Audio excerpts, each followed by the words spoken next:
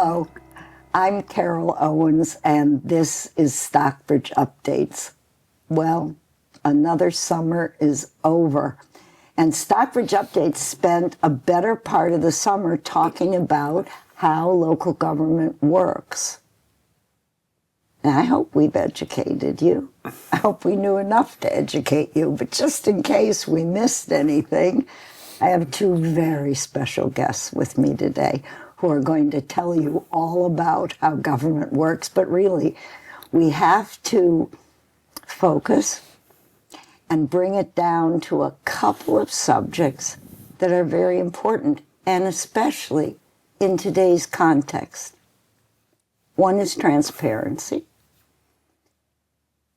Another is democracy and the basic tenets. What really differentiates a democratic government? And one of the things has to be voter participation.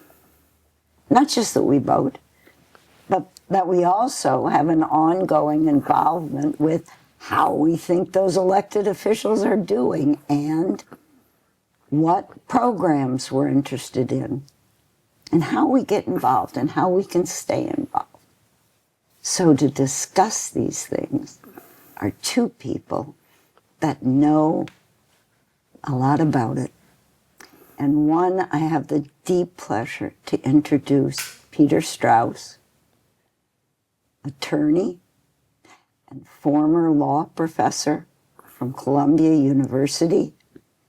And his resume reads very nicely. Harvard, Yale, Columbia. Peter, welcome. Thank you. And you represent all three very well.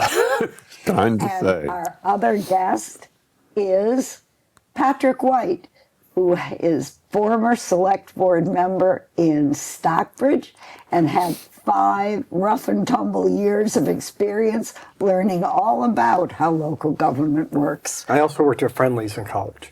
Well, then I'm sure that added to your knowledge base.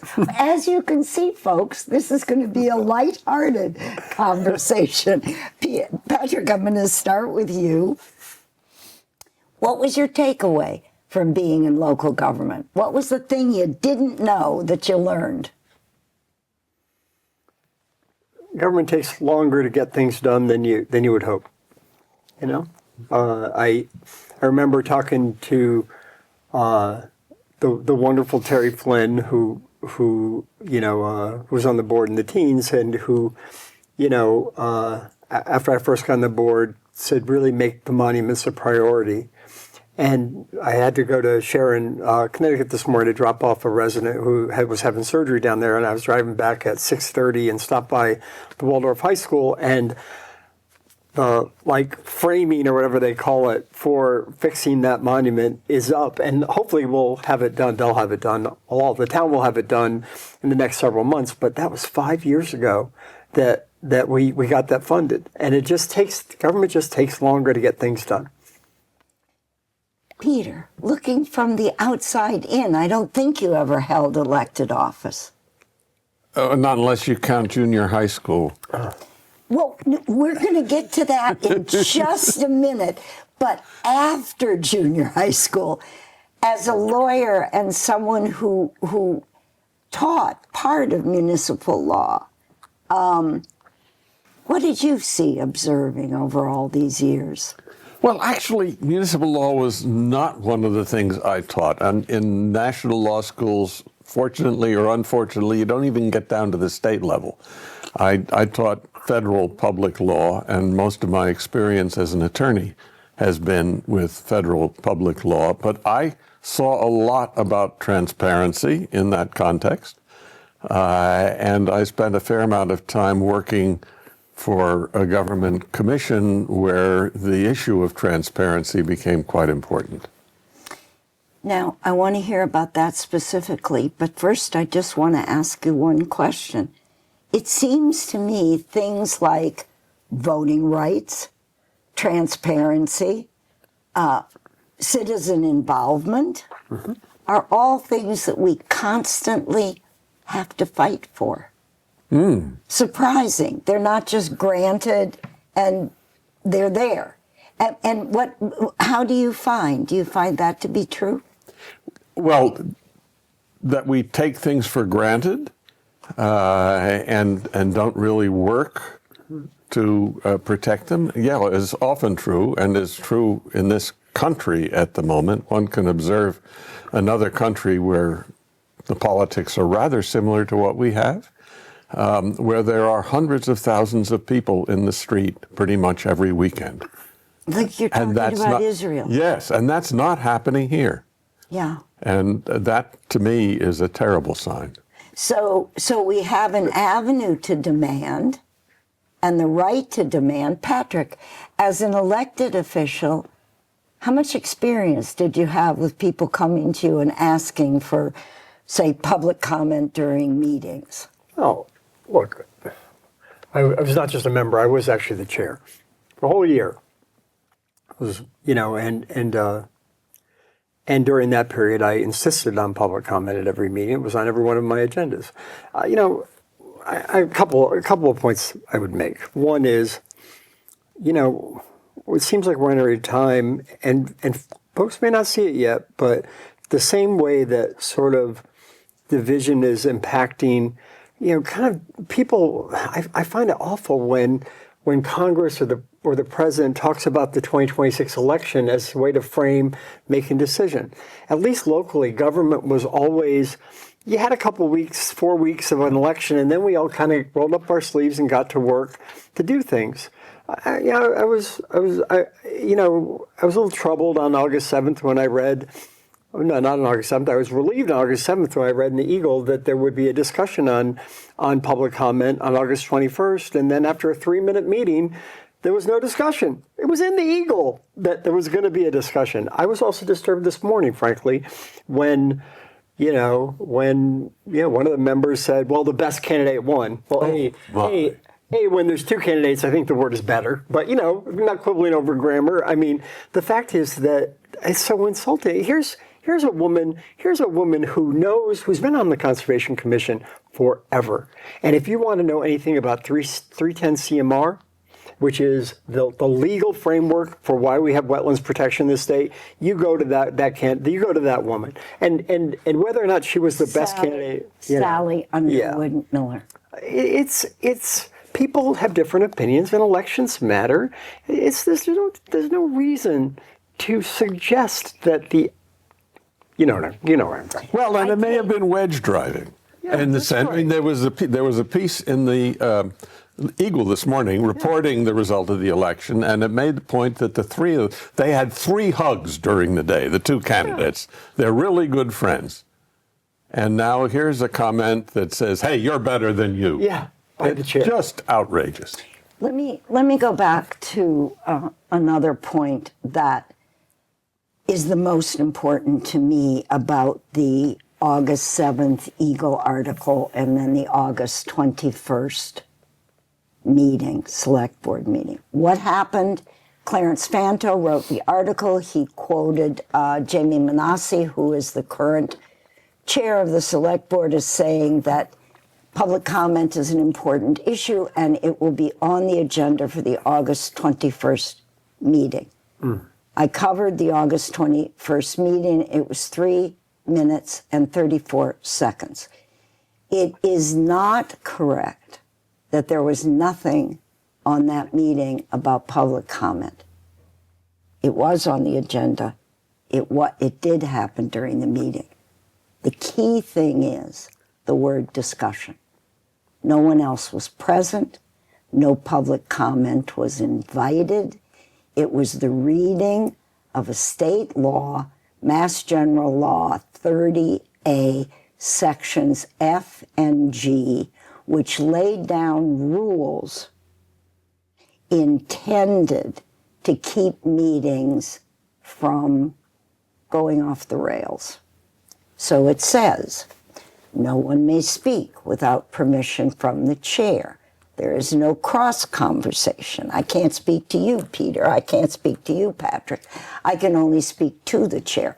I can only speak to an item that is on the agenda. Said agenda is written by the chair without any input. Now I am permitted to speak on a subject that does not appear on the agenda, provided it is within the law. Peter, you're my lawyer present. How would I know if a subject not on the agenda is permitted by law? What does that mean? At the moment, I could say I don't know, but that's one of the reasons why there are attorneys. The Stockbridge has a town attorney. One of your guests here is an attorney for, I think you said 27 different towns? Jeremiah Pollard, 13. Right. 13. Call him up. Yeah. Look, can I comment on this? Sure. There is, the state is not going to, there's no enforcement mechanism up against a public member who has something to say. This is an intimidation tactic designed to get people not to talk. People should show up and say whatever the heck they want. This is their government. It is not like up on high doing something. Yeah. What we have is we have folks who think they have allies and have adversaries. Yeah, sometimes, I was proud to be on the Affordable Housing Trust, but and I was proud to negotiate that land donation with Hans Morris. What a great guy to think maybe we could build some housing here. And it turned out it wasn't a great property for that. And there was some folks who didn't like the prospect of putting housing there who showed up at those meetings. And we bent over backwards to make sure they had a voice in their government. And they ended up convincing us that that property wasn't the right property to do that. That's the way government should work, is we all should be working together. They shouldn't be taking sides. Like we don't want people who don't agree with us to show up and talk? Yeah, I want to go back to something Patrick said, that to read that at the start of the meeting is not friendly. No. It's not encouraging. Mm-hmm. You don't sit quietly and listen to that being read and think, oh gosh, they're glad I'm here and anxious to hear what I have to say. Now, what is worse about that is that, counter to what Patrick said, that they didn't bring up the matter of public comment on August 21st. What is far worse is they did. And this was their response. If you think you can speak, you shall follow these rules. Now, there's 3 things to know about this, all of which, if you had a voice, you should be questioning. The first is, it was directed by the town administrator, according to every committee, commission, and board chair that I spoke to, by our town administrator, Michael Canales. And I want to please, gentlemen, hold that thought. That's the next thing I want to discuss. Secondly, it was strongly encouraged that it be read as the first item on the agenda at every board, committee, and commission meeting. And I don't know if that means repetitively or one time. And third, Peter, the reason that you don't know the meaning of that, and I did ask Jeremiah, and neither did he, is because it's paraphrasing. It is not what the law says, and I encourage all of you, Google Mass General Law, Chapter 30, Part A, under 30A, Sections G and F, and you can read what it says in its entirety. Now, Peter, I know that you have feelings about folks staying in their lane, knowing what their job description is, and gee whiz, guys, doing it. And I wonder if there's an inversion here, if town administrator, an employed person with a job description, is instructing elected officials, board, commission, and committee chairs, to do A, B, X, or Z. What are your thoughts? Oh, absolutely. I mean, one of the things I did not watch the meeting on the 21st, but one of the things, 3 minutes. but that's one of the things you've said about it, which horrifies me, is that it was 3 minutes, and that it was 3 minutes seems to me to be a significant sign of precisely the difficulty that you're addressing, because the select board ought to have their own issues to discuss. And they ought to be in charge of discussing them. They ought to go on for a while. Mm-hmm. And what 3 minutes says to me is that the town administrator has taken over. And okay. And I think that you had an experience that you shared with me when you were still on Conservation Commission, and you had a meeting with the then town administrator and interim town administrator, Mark Weber. And could you share that? Mark had been town administrator for a long time, and you know, it was during that period where we were litigating the herbicide. You know, the town had voted 20 years ago that we didn't want herbicide. Turns out that you know, towns don't control that. It has to do with the pesticide review board in Boston. We lost that case, but before we lost it, or when we were appealing it, I had some suggestions, as you can imagine, for Mark and the select board around litigation strategy. And Mark turned to me and goes, "Stay in your lane. That's not what the Conservation Commission does. It's what the select board does." And it was interesting. I will say this though, you know, I made an argument during those committee hearings on that, and I made the argument that the folks at the Berkshire County League of Sportsmen, the fishermen, they knew the lakes pretty well. And Judge Angostini, with whom I have a tremendous amount of respect, found that to be sophistry. He actually held us in contempt as a board around the introduction of what I had done, bringing in the fishermen. Now, I don't know that I personally felt it was wrong at the time, but when a judge tells you you're in contempt, the first thing I did as a member of that select board is I apologized to the town. And we don't have enough of that where people see, you know, when somebody in a position of authority, it's okay to revisit where your position was, and if you were out of line, to apologize. Instead, we have people who dig in their heels and say, you know what, I'm not going to admit, I'm not going to admit things, and all of a sudden it ends up that nothing ever resolves.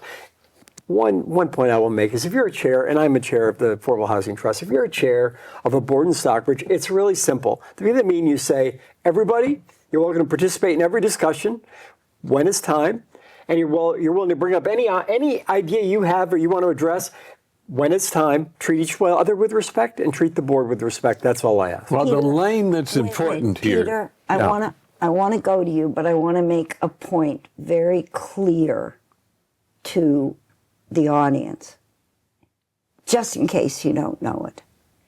The chair of a committee, commission, or board is solely responsible for the agenda. They say, to the best of their ability, what shall be discussed during this meeting time. They also run the meeting.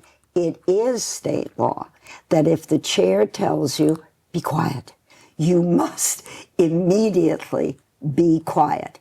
Who talks for how long and when? These are the responsibilities of the chair. And when Peter made the point, and we'll go back to Peter in 1 second, when Peter made the point that it looks like the town administrator is inverting the power structure, it is because nowhere is it the job of the town administrator to run the meeting, to form the agenda, to take away those jobs from a committee, commissioner, board chair. And you want to say something? Well, stay in your lane. You've just put it perfectly. The town administrators, that's his lane, and that isn't his lane. That's right. Yeah. And look, I actually was part of that board for a long time. I mean, 5 years. Is that a long time? 5 years. Yeah. And in my experience, I cannot recall a single time when I wasn't chair, when an item was asked to be put on the agenda from my colleagues. So what we end up with as a town is we end up with government that is the minimum administrative government to do the things you have to do. You know, the Botanical Garden wants a permit to do a wedding and they need a liquor license. It's on the agenda. That's why you have 3-minute meetings, is because it is the administrator's agenda. And that is why... An administrative agenda. That's right. And frankly, I think that government can be aspirational. I think government can inspire people. I think government can do more than just do permits around liquor licenses and approve a warrant at the end of the year. I think government can do more. I would like you to speak to me just a minute about the limits of the law, because I believe that the Commonwealth of Massachusetts did everything legally that they could figure out how to do to force discussions of issues into public meetings, not have them in smoke-filled rooms, not have them in a small group who only speaks to each other. And they made a system of laws, the open meeting laws, that if you follow them, the result is supposed to be what Patrick just said, that the discussion of the issues, good side, bad side, pro, con, takes place in front of the public. What happens when they do everything right and people just find ways to walk around it? Well, part of the issue here is that at the moment, well, until I guess earlier this week, we had only a 2-person select board. And if you honored that law, the 2 members of the select board could never have a discussion about something that was town's business. Deliberation. Well, and what's to be on the agenda is a deliberation. No, it's not. The agenda's allowed. That is an exemption to the rule. It is. Oh, okay. The members can talk about the agenda. But here's a perfectly good reason why we certainly need a 3-person select board, and better yet, a 5-person select board. Because with a 5-person select board, 2 members can talk to each other about issues that might come up at the meeting, and about what they want to be on the agenda, all sorts of deliberative stuff. And with a 2-person or even a 3-person select board, it's really hard to have that happen. I said before that I had some experience with transparency, and it's with the federal open meetings law, which was enacted while I was a government attorney, for a 5-member commission. And what I saw happen at the national level is that the adoption of that open meetings law, requiring things to happen in open meetings, turned things to privacy. Because now the commissioners couldn't talk to each other. Mm-hmm. And so they sent staff scurrying back and forth between the offices to deal with each other. That's exactly the point that I was making. And Patrick, I know you want to make a point. We're going to get there in 1 second. The intent is for the public, the voters, the citizens, right, to hear the discussion. Patrick's point, don't be afraid. You get to disagree. It's not a shooting crime. So this person, not only is it not a shooting crime, but you can go out to dinner afterward. People don't agree on everything, and thank God they don't have to. And the education, the enlightenment, the making of good citizens, the making of good voters comes as a result of them hearing what's the issue and what are all sides in deciding. And I don't for a moment disagree with that. But the phenomenon was on a body where there were people with, there was a distinctly liberal guy over here and a distinctly conservative guy over there.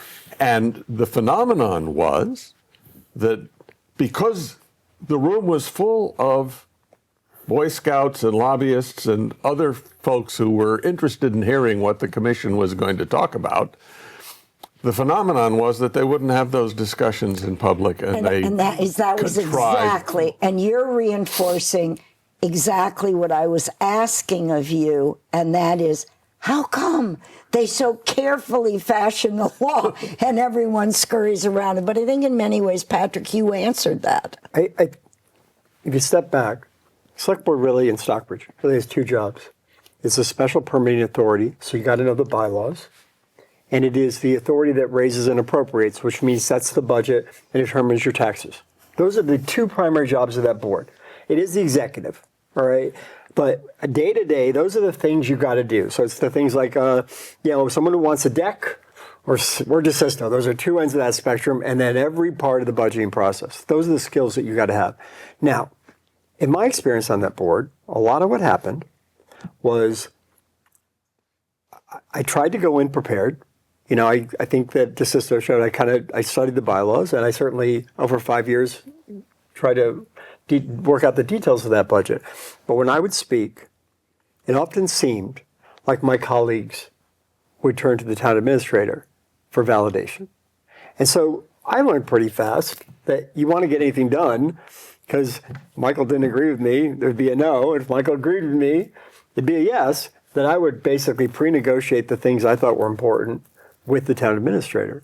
And I say that because in the context of the open meeting law, what happens with a 3-member board isn't necessarily that I have no evidence that there was ever a violation of the open meeting law.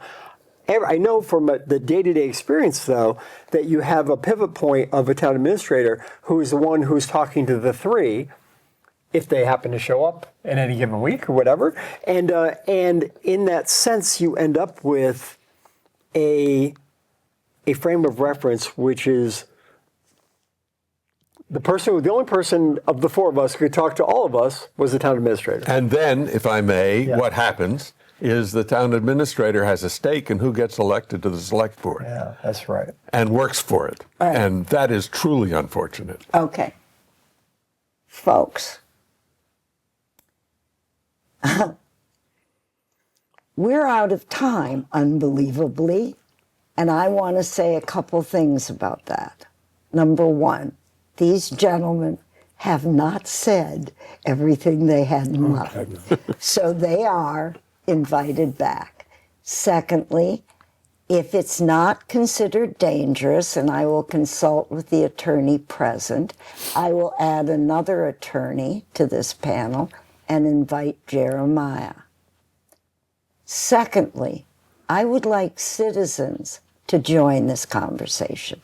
If the select board and all our other boards, committees, and commissions cannot invite public comment openly, open-handedly, and in a friendly way, we do.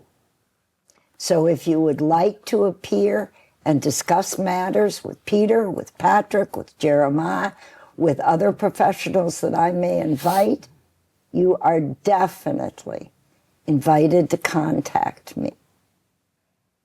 Unbelievably, all the time is gone. I'm going to give both men one final comment. I would tell them to be brief, but it is not in their nature. Peter? Oh, transparency is terrific and very hard to get. And should be fought for. I completely disagree. I think transparency is the easiest thing in the world. Just tell people what you're doing and take the lumps that come with it. And I will say this, I am incredibly disappointed that the conversation around our town is so heavily focused on process right now, when there are really tremendous policy challenges that we face as a town right now. And this is the worst part of this summer, is that none of those issues are getting addressed. And everything is around the process of who can say what at a meeting. Who cares? We got issues around environment and housing and land use and so many things that are actually what these boards should be focused on, not who can say what when. Why I hate it that you quit. Yeah, well, Yeah.